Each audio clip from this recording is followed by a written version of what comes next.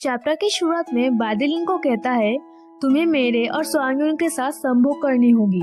उसके बाद अगर मैं ट्राई करूँ तो सक्सेस होने का चांस काफी बढ़ जाएगा। लीन ये सुनकर सोचती है मैंने भाईती को साथी बनाने के बारे में सोचा था, लेकिन मेरे मन में कभी ये विचार नहीं आया कि मुझे दो साथी चाहिए। क्या विवाह का मतलब मोनोगामी नहीं है?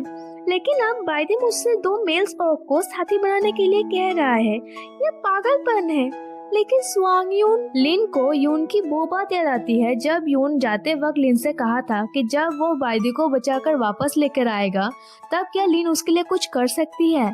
लिन सोचती है स्वांगयून को अपनी जान बचाने के लिए मेरी जरूरत है, मैं उसे ऐसे ही मरने नहीं दे सकती। बाइडी लिन को हक करते हुए कहता है लिन, मैंने तुम्हें अन्य मेल्स के साथ बातचीत करने से रोकने के लिए बहुत से तरीके आजमाया था। मुझे चिंता थी कि तुम दूसरों की ओर आकर्षित हो सकती हो और मैं चाहता हूँ कि तुम सिर्फ मेरा मेट बनो, पर अब मेरे पास और कोई विकल्प नहीं है। लिन बाइडी के बातों को सुनकर सोचती है बाइडी के आर्म्स कांप रहे हैं। दरअसल बाइडी बहुत दुखी है क्योंकि उसने ये डिसीजन लिया। ये सब मेरी वजह से हो रही है, पर हम अपने जिंदगी के लिए स्वांगयून के ऋणी हैं। लिन रोती हुई ठीक है बोलती है और मन ही मन बोलती है जब तक स्वांगयून को बचाया जा सकता है मैं किसी भी बात पर सहमत हूँ।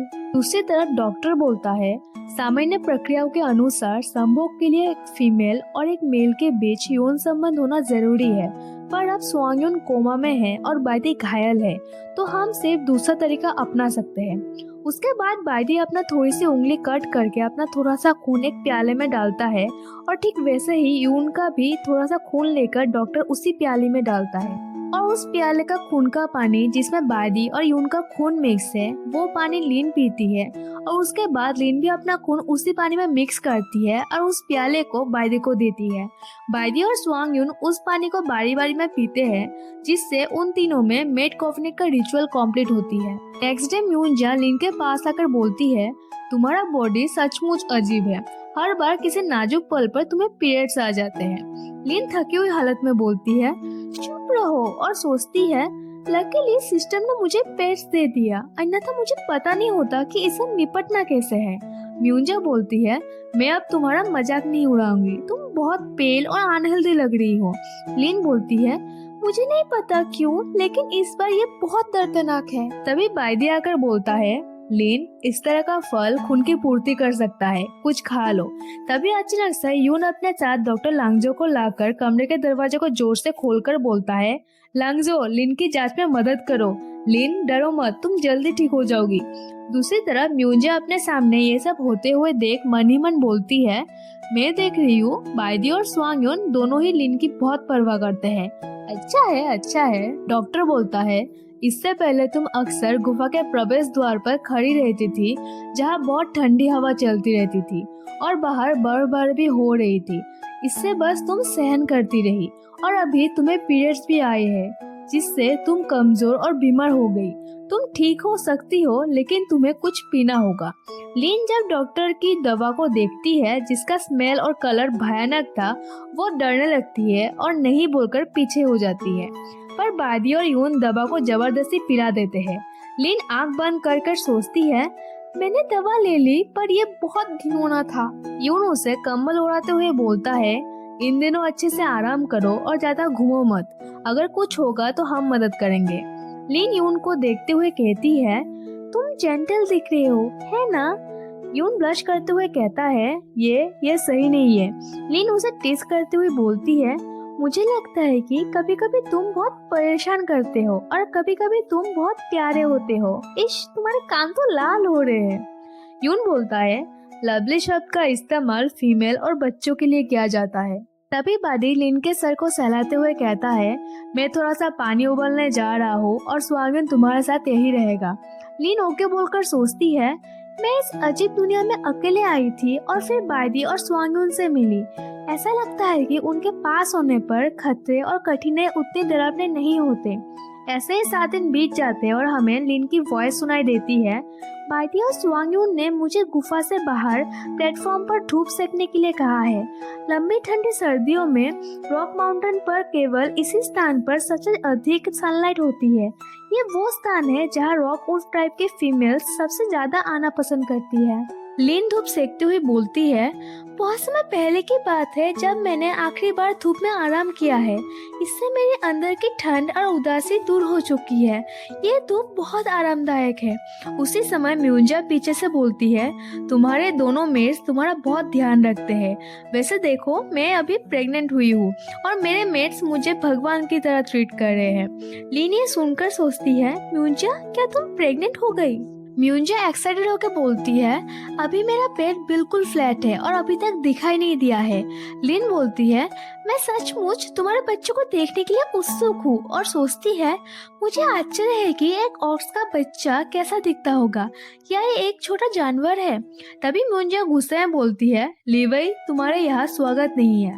लीवई बोलती है, मैं प्रेग्नेंट हूँ, मैं यहाँ धूप सेक सकती हूँ, है ना? और लिन से बोलती है, मैंने सुना है कि तुम्हें साथी मिल गई है, लेकिन तुम प्रेग्नेंट क्यों नहीं हुई? क्या इसका कारण ये है कि तुम्हें कुछ हेल्थ प्रॉब्लम है और तुम प्रेग्नेंट नहीं हो पा रही हो? लिन लीवे की बातों को इग्नोर करती है, जिससे लीवे को बहुत गुस्सा आने लगती है। वो लिन को टच कर कर बोलती है, हे मैं तुमसे बात कर रही हूँ, क्या तुम सुन नहीं रही? लिन डोंट टच मी बोलकर उसके हाथ को झटक देती है। लीवे नीचे गिरने की नाटक करते हुए बोलती है, आउच, मेरे पेट में दर्द हो रही है। लिन तुमने मुझे धक्का क्यों दिया? लिन ये सुनकर चौंक जाती है और म्यूंजा बोलती है, ये बकवास है, उसने तुम्हें धक्का नहीं दिया। लीवे बोलती है, लिन मेरे बच्चे और मुझे मारना चाहती है। वो खुद बच्चे को जन्म नहीं दे सकती तो मेरे बच्चे को मारना चाहती है। लिन बार बार मैंने ऐसे नहीं किया बोलती है, पर लीवे बोलती है, अगर मैंने मेरे बच्चे को खो दिया तो मैं तुम्हें नहीं छोड़ूंगी।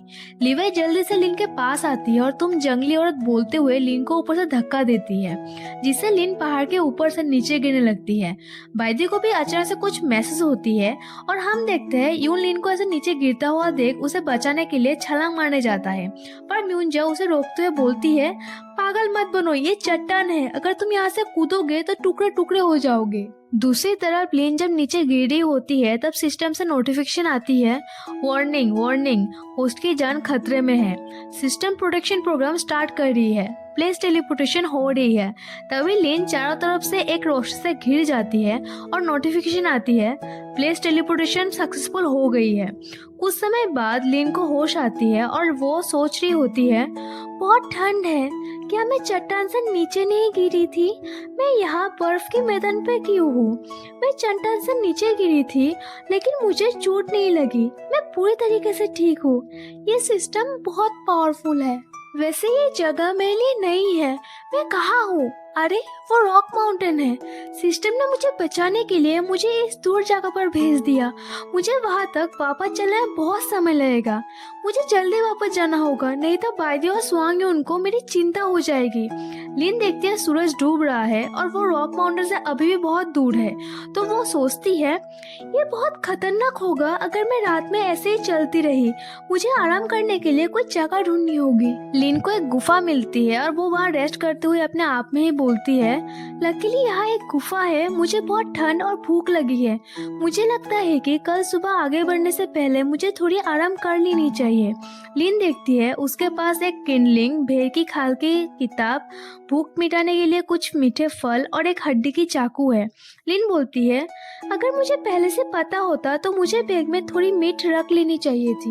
मुझे अपने आप को गर्म रखने के लिए कुछ लकड़ी ढूंढनी होगी। तभी लिन बाहर देखती है तो वहाँ कोई था। वो बाहर जाकर उस आदमी को बेहोश देखती है तो वो क्या आप ठीक है बोलती है। वो देखती है उस आदमी के कमर के साइड से खून निकल रही है। वो सोचती है उसके कमर से खून बह रही है, वो घायल है। अगर मैंने कुछ नहीं किया तो हो सकता है वो ठंड से मर जाएगा। लिन उस आदमी को उठाने की कोशिश करती है पर वो लंबा और हैवी होने की वजह से वो उठा नहीं पाती, तो वो उसे घसीट के गुफा के अंदर ले जाने लगती है। ऐसी रात हो गई थी। लिन ने आग जलाई और उस आदमी के चेहरे को देखते हुए सोच रही थी, वो दिखने में कितना गुड लुकिंग है, क्या वो भी एक बीस्ट है? लिन उस आदमी के कपड़े को टच करते हुए मन ही मन बोलती है, उसने जो कपड़े पहने हैं उससे वो किसी साधारण जानवर जैसा नहीं दिखता। ये कपड़े रॉक माउंटेन पर रहने वाले जानवरों के पहनावे से बिल्कुल अलग लगता है और इसे बनाने की तकनीक भी अलग है। वो जरूर किसी ऐसी जगह से आया होगा जहाँ का लिविंग स्टैंडर्ड हाई है। कपड़े पर जेमस्टोन भी जड़े हुए हैं। वो वो कैसी जगह होगी? क्या वहाँ कोई शहर है? लिन ये सोचते सोचते सो जाती है। तभी उस आदमी को भी होश आ जाती है और वो सोचता है, मैं कहाँ हूँ? वो लोग कहाँ है जो मेरा शिकार कर रहे थे? तभी वो लिन को पास से सोया हुआ देखता है और आग जलते हुए देख शॉक्ड हो जाता है। वो अपने चोट को देखता है और मन ही मन बोलता है, घाव भर दिया गया है। क्या उसने मेरे लिए इसे बांधा है? देखने से लगता है ये वो लिटिल फीमेल थी जिसने मुझे बचाया और मुझे गर्म रखने के लिए आग जलाई।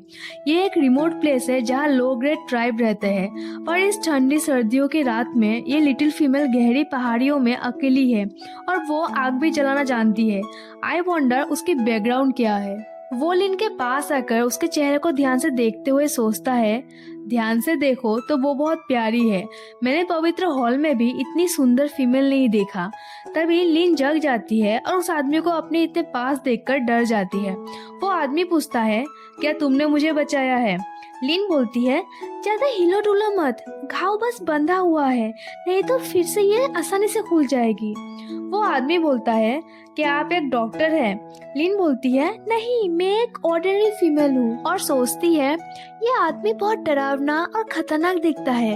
वो आदमी अपना नाम सांगे बोलता है और लिन को अपना नाम बोलने को बोलता है। लिन अपना नाम लिन वान वान बोलती है। सांगे बोलता है, वान वान कितना अच्छा नाम है। लिन सोचती है, जब वो मेरा नाम पुकारता है तो बहुत चार्मिंग लगता है। वैसे जब मैंने उसका घाव को बांधा तो वो घाव बहुत फ्लैट लग रहा था। ऐसा लग रहा था कि जैसे किसी धारदार हथियार से बनाया गया हो। क्या कोई उसे चोट पहुंचाना चाहता था? वो बहुत ठंडा लग रहा है और मैं उसके करीब जाने या उससे पूछने की हिम्मत नहीं कर पा रही हूँ। ठीक वैसे ही सांगे भी लिन को देखकर मन ही मन सोच रहा होता है, कड़ाके की ठंड में सभी अन्य जानवर बचने के लिए छिप जाते हैं, लेकिन ये लिटिल फीमेल यहाँ क्यों है? दूसरी तरफ रॉक माउंटेन में बायदी बहुत परेशान होते हुए बोल रहा होता है, मुझे जाने दो, मुझे लिन की तलाश में जाना होगा। तभी म्यूंजांग के साथी जीवांग बोलता है, लिन उस ऊंची स्थान से नीचे गिरी है, उसका जीवित रहना असंभव है। अगर तुम उसे ढूंढने के लिए पहाड़ से नीचे जाओगे तो तुम्हें उसकी डेड बॉडी ही मिलेगी। और चीफ स्वांगयून भी अभी तक पहाड़ से नीचे उसकी तलाश कर रहे हैं, लेकिन उन्हें लिन की कोई सुराग नहीं मिली। दूसरी तरफ हमें यून दिखाया जाता है जो लिन को खोजते हुए सोच रहा होता है, मैं लिन की स्मेल महसूस कर सकता हूँ। लिन, मुझे बताओ, तुम अभी भी मरी नहीं हो, तुम जीवित हो। और यहाँ चैप्टर एंड हो जाती है। अगर आपको ये वीडियो पसंद आई तो प्लीज वीडियो को लाइक एंड कमेंट जरूर करना एंड चैनल को सब्सक्राइब जरूर से कर देना। तो चलिए नेक्स्ट वीडियो में मिलते हैं। Bye bye.